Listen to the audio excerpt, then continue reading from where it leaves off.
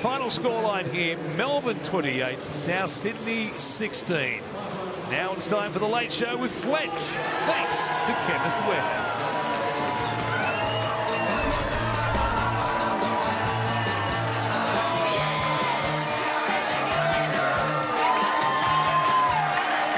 Yes, welcome to the Late Show brought to you by Chemist Warehouse. Keep your applause going. Nathan Hindmark, Nate Miles, Billy Moore. There you go. Oh, yes. How are you, Bill? All good, mate. Yeah. The pointy end of the season's coming. Can't wait for finals. Now, how are the Bears looking? Bears looking okay. Okay. That's all I want to say at the moment. Okay, no, fair enough. How are you, Milesy? Thanks for dressing up. Now, you're going on holidays, I understand. Yeah, up to Early Beach this weekend, mate. Yeah. Got a yacht racing week up there, yacht week. Oh, you got a yacht? You have a yacht? 2, yeah. Did you play the Storm? Pardon? TI got a little dinghy, I got a yacht. Now, I don't want to embarrass Nathan, but he made a citizen's arrest during the weekend.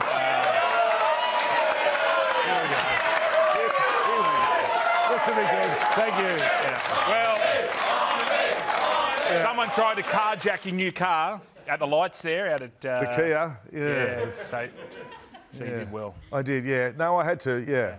Is this something? No, nothing. Do you get an award, or what happens when you make a citizen arrest? No. Well, you get a little bit of a plaque. You get a plaque, but I wouldn't say it's an award. No. But you got to do what you got to do. Exactly. You're a good man. You're a good man. Well, let's go straight into 28-16 to the Melbourne Storm. The second half, Craig Bellamy won't be happy. They did all their damage in the first half. Big Nelson boys played almost 70-odd minutes. Which we think maybe... we think that could have been probably done on purpose. There's a few times... Punishment? No, I wouldn't say punishment, but getting him ready for the big games at the pointy end of the season. We've got, 4 games left before the end of the year, so I think they're just trying to get him as much match fitness as possible leading into those games. But he played a lot of minutes. He did well out there as well. But, yeah, Brian, you said there was a bit of a mixed bag from the Melbourne Storm. Outstanding first half. Very, very clunky in the second half. Let South back into it a little bit. Yeah. And they were no better themselves, South, I thought, in the second half. They were very all over the shop as well, but they got the 2 points. Yeah, Billy, do you think they've got one eye on next week up against the Panthers? Well, next week we'll get a real barometer read on the Storm. They're great. They're 2 points clear if Penrith win this weekend, and they've dominated the season. But there's something about them, I just reckon the last couple of weeks, they don't look like to be the ruthless Storm that we expect, and the second half was a reflection of that tonight. But we'll get a true read. Yeah. You think about the Penrith Panthers, they're the only side in the last month that's won every game. They're hitting their straps at the right time. So we'll get a read whether the Storm are true contenders. Well, a few weeks ago, when they beat the Storm, they beat the Chooks, and they beat them quite convincingly. I think they've got one eye on next week, because we know how important that's going to be. It's going to come down for the minor premiership. I want to ask you, Milesy, about you were down in Melbourne. What is it about them? What is it the culture? Is it because they're they're a bit out of the limelight down in Melbourne? Why do they consistently make the top 4? Well, I think it's a little bit of everything. The fact that they are away from prying eyes and I suppose the pressure of what Sydney and even Brisbane now has. I think they get the benefits of that, but they have a terrific culture down there in regards to their work ethic. Everyone that goes down there, if they're not working hard and training hard and treating themselves the best way they can, they get given everything that they want, everything that they need in regards to their preparation, and you can see by the way they perform.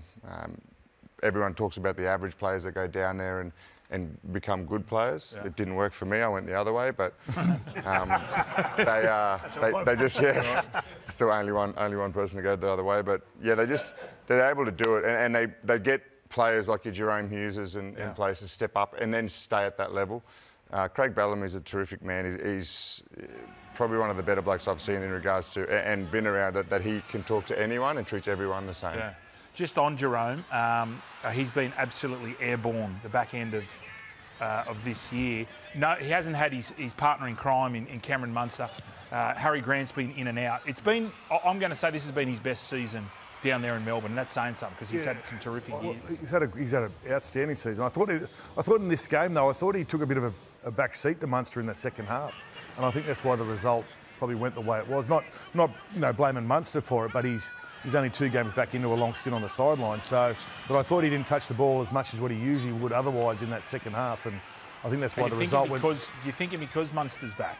Is that what you? Well, maybe a little bit. Yeah, maybe a little, because he's had all the ball. He's had all control himself. Yeah. He's been the senior half in the side, and now that Munster's back in there, they've kind of the big dog stepped back in. Where does he go? They're trying to find each other. I reckon. They're finding each other. It's funny because you think about that combination: Grant, Pappenhausen, and the 2 halves.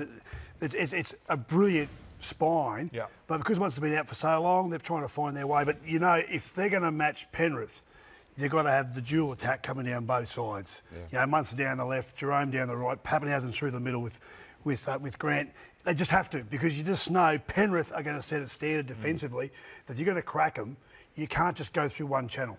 Yep. You've got to use all 3 and sometimes simultaneously. So Hughes has had a magnificent year and has to be definitely contention for the Daly End. Yeah. And Big Nelson had a big game as well. He's a big man. You're a lock forward too. Not that big. No. Nelson looks like he ate you. All right, well, let's have a look at this coming up. Coming up, we're going to preview all the big games this weekend. We celebrate Sean Johnson. Obviously, he's announced his retirement. Nathan and I catch up with Luke, the nuke Littler. He's the darts protege. And this is my favourite. Nathan Hindmarsh will be hosting the last segment, everyone. I can't wait for this. I cannot wait for this. I'm going to cock it up. No, you won't. You'll be fine. Yeah. You'll be fine. You'll be fine. But first, this is going to be an absolute blockbuster on Saturday. If you want every moment of the run into the NRL finals, make sure you're locked in on Fox League. It's where you'll find Dragons fans dreaming of September footy. The Dragons have beaten the competition leaders. I think it's the best win for the last probably 3 or 4 years, to be honest. Finals are now a reality for the Dogs, who'll march in to a sold-out Cogger this Saturday night. Cameron Ciraldo's Never Say Die Bulldogs. Hustle, hustle. Recover now, we go again. Against Shane Flanagan's revamped Red V. Come on, Birdman, let's move. Ben Hunt powering up the electric Zach Lomax. And what about this bloke? Oh, there you go. Stephen Crichton, the best centre in the world. The Bulldogs are the real deal in 2024. It's the Dragons and the Bulldogs in the match of the round, 7:30 Saturday night, live right after a live and exclusive Queensland derby between the high-flying Cowboys and the Broncos. It's the only place you'll see every game in the NRL's run to the finals, right here on Fox League.